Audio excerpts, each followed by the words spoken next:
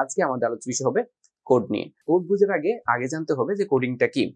কোডিংটা হলো, ধরো যে আমরা কম্পিউটারে যা টাইপ করি না কেন, যা ইচ্ছা টাইপ করতে পারি, আবার কোনো অডিও রেকর্ড করতে পারি, ভিডিও রেকর্ড করতে পারি, কিন্তু যখন প্রসেসর এটাকে এক্সিকিউট করে, প্রসেসর কিন্তু অন্য কোনো সিগন্যাল নিতে পারে না 0 1 ছাড়া।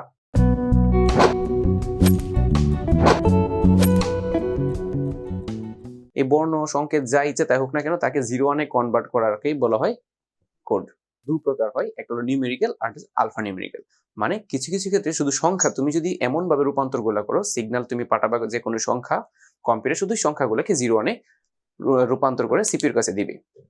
ঠিক আছে, যদি এমন হয় তাহলে আমরা তাকে বলবো নিউমেরিক্যাল কোডিং। আর যদি এমন হয় যে তুমি নিউমেরিক্যাল মানে কোনো সংখ্যাকে পাঠাতে, এমন একটা সিস্টেম যে সিস্টেমে সংখ্যাও যেতে পারে, আবার কোনো বর্ণও যেতে পারে, যে কোনো কিছু যেতে পারে, তাহলে ওইটাকে বললে আমরা কি আলফা নিউমেরিক কোড। ঠিক আছে, নিউমেরিক্যাল কোডের মধ্যে তোমরা কি কি পড়ছো? বাইনারি সংখ্যা পদ্ধতি পড়ছো, অক্টাল কোড পড়ছো, তারপর হেক্সাডেসিমাল, এগুলো ছিল নিউমেরিক্যাল। আলফা নিউমেরিক কোড কি হবে? আলফা নিউমেরিক কোড কি হবে? এগুলোর ক্ষেত্রে সংখ্যা তো যাবে, পাশাপাশি ধরো বিভিন্ন ধরনের বর্ণ এ বি সি টি @ তারপর এক্সক্লাম সাইন, কোয়েশ্চেন মার্ক, সবগুলো সিম্বলে কি আলাদা একটা অদ্বিতীয় সংকেত থাকবে বা পাঠানো যাবে, এটাকে বলবো কি আমরা আলফা নিউমেরিক কোড। তো দেখো আমি বোর্ডে কতগুলো কোড লিখে রেখেছি, যেমন বিসিডি, ইবিসিডি, ASCII, ইউনিকোড।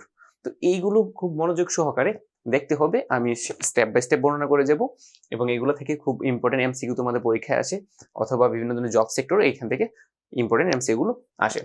তো দেখো শুরুতে বলি বিসিডি কোড। বিসিডি কোড কত সালে আবিষ্কার হয় এটা মাথায় রাখতে হবে। বিসিডি পুনরূপ তোমাকে জানতে হবে। বিসিডি পুনরূপ কি? Binary coded decimal. এটা খুবই ইম্পর্টেন্ট একটা এমসিকিউ। আবিষ্কার হয় কত সালে? 1928 সালে। কোন কোম্পানি আবিষ্কার করে? IBM corporation. ঠিক আছে, আইবিএম কোম্পানি এটা আবিষ্কার করে। এবং বিসিডি কত বিটের? আর বিট কিভাবে ক্যালকুলেট করতে হয় আমরা জানি, বিট হলো 2 টু দ্য পাওয়ার 4। এই যে 2 এর উপর পাওয়ার যা থাকে তাই হলো তার বিট নাম্বার। এবং তুমি যদি এটাকে ভাঙাও, মানে 2 to the power 4 equal to কত হয়?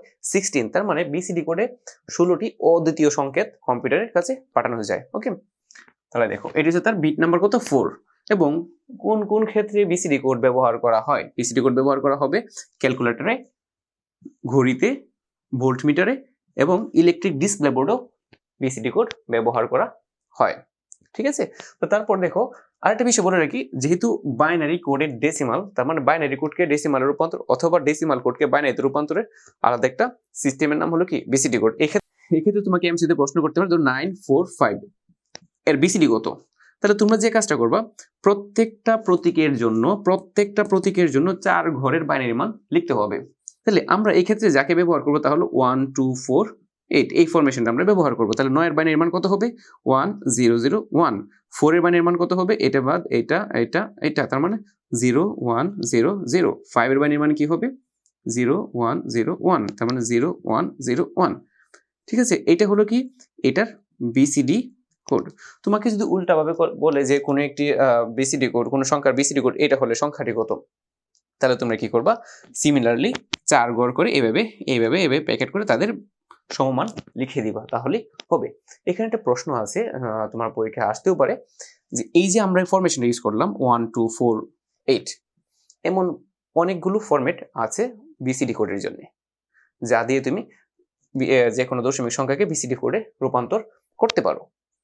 কিন্তু এইটা কিন্তু এমন একটা শর্ট ফর্ম যেখানে আমরা বাইনারি, অক্টাল, হেক্সাডেসিমাল ওইগুলো রূপান্তরের ক্ষেত্রে আমরা ব্যবহার করে থাকি, এটা ন্যাচারালি চলে আসে, এবং এটাকে এই জন্যই বলা হয় যে ন্যাচারাল বিসিডি কোড। এই কোডটা যখন ব্যবহার করে তুমি বিসিডি কোডে রূপান্তর করো কোনো সংখ্যাকে, তখন এটাকে বলা হয় ন্যাচারাল বিসিডি কোড, এনবিসিডি।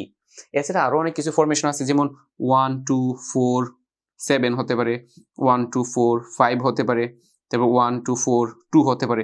এই সবগুলো দিয়েই তুমি কি করতে পারো? কোন একটা দশমিক সংখ্যাকে বিসিডি কোডে রূপান্তর করতে পারো। ক্লিয়ার? অথবা কোন একটা বিসিডি কোডকে ডেসিমাল মানে রূপান্তর করতে পারো। ক্লিয়ার? এখান থেকে পরীক্ষায় প্রশ্ন আসতে পারে। আচ্ছা দেখো, এটা গেল। তার পরবর্তী বিষয় হলো ইবিসিডি আইসি কোড। ইবিসিডি আইসি কোড কি? জাস্ট এটাকে এক্সটেন্ড করা হলো, একটু প্রসারিত করে লাগিয়েছিল এভাবে, এবার এভাবে হয়েছে আর কি, বুঝছো না? এখানে কি কি জানতে হবে?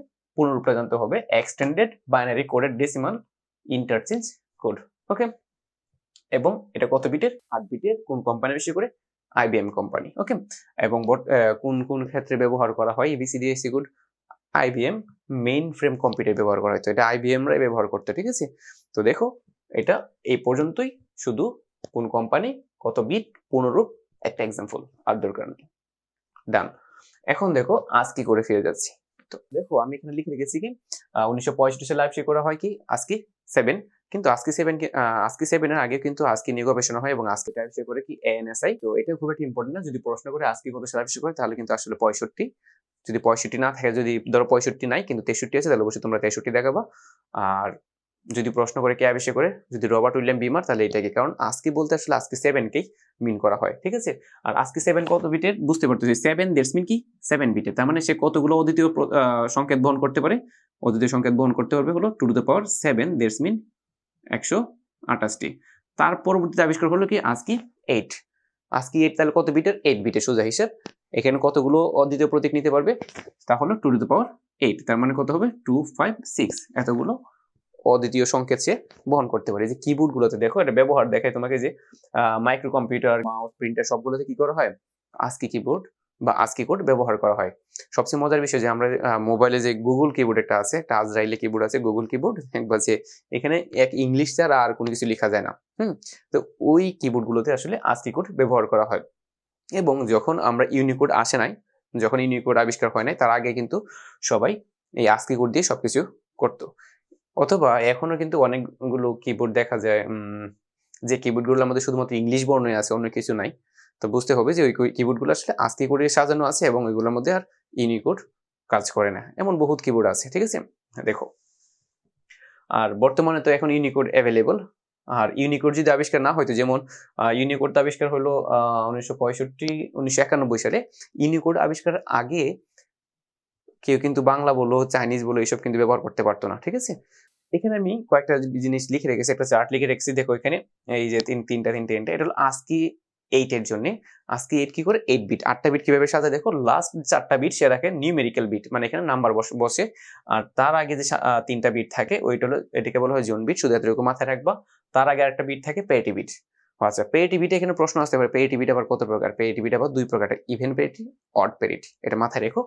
তারপর দেখো এখানে আবার কয়েকটা এমসিকিউ প্রশ্ন করা হয় এভাবে যে এই যে জোন বিট 0 থেকে 31, 0 থেকে 31 পর্যন্ত এটাকে বলা হয় জোন বিট। আর 0 মানে 000 থেকে এবং 127, 000 এবং 127 নাম্বারিং ক্ষেত্রে 000 এবং 127 এটাকে নিয়ন্ত্রণ ক্যারেক্টার বলা হয়, যারা নিয়ন্ত্রণ করতে পারে।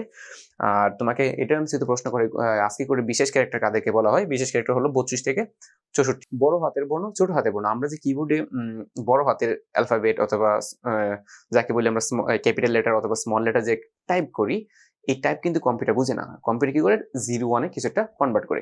তার মানে এখানে একটা রেঞ্জ তোমাকে মাথায় রাখতে হবে।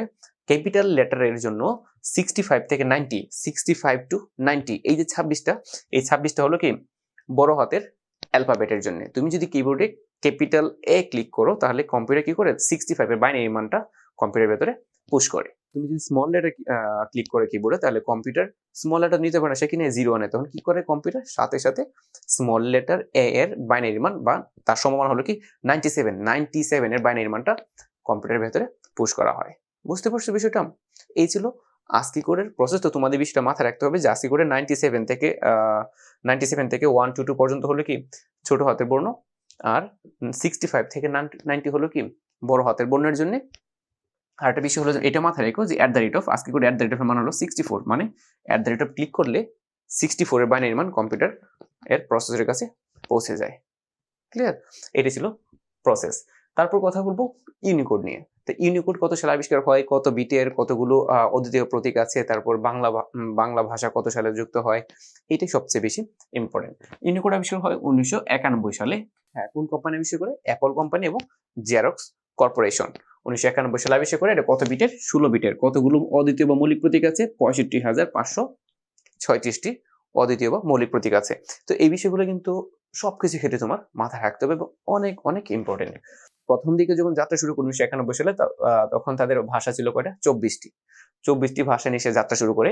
আর বর্তমানে তার ভাষার সংখ্যা হলো 154টি ভাষা সে সাপোর্ট করে। 154 ভাষায় তুমি যে কোনো কিছু লিখতে পারবা ইউনিকোড ব্যবহার করে। ইউনিকোডের ক্ষেত্রে দেখো আমরা যদি ক লিখি তাহলে কম্পিউটার কি করবে? কম্পিউটার 0995 এর বাইনারি মান সিপিইউ এর কাছে পৌঁছে দেয়। বুঝতে পারছো? কারণ সিপিইউ তো আর 09 এসব বোঝে না, বা ক খ গ ঘ এসব তো পড়াশোনা সে করে নাই। সিপিইউ পড়াশোনা করছে শুধুমাত্র 01 দুইটা ডিজিট নিয়ে। ওকে, সো আমাদের ইউনিকোডের কাজ হলো 01 দিয়ে তাকে বিষয়টা বুঝিয়ে দেওয়া। তোমাকে প্রশ্ন করতে পারে উইন্ডোজ কত ভার্সন থেকে বাংলা সাপোর্ট করে? 2000 থেকে। মাথায় রাখবে বিষয়টা। ইউনিকোডে বাংলা বর্ণ কতগুলো? ইউনিকোডে বাংলা বর্ণের জন্য জায়গা আছে 128টি। ঠিক আছে, এটা মাথায় রাখতে হবে। এবং বাংলা বর্ণের যে রেঞ্জটা, বাংলা বর্ণের রেঞ্জটা হলো ইউনিকোডে 0980 থেকে, মানে U0 মানে ইউ ফর ইউনিকোড থাকে 0980 থেকে 09FF পর্যন্ত।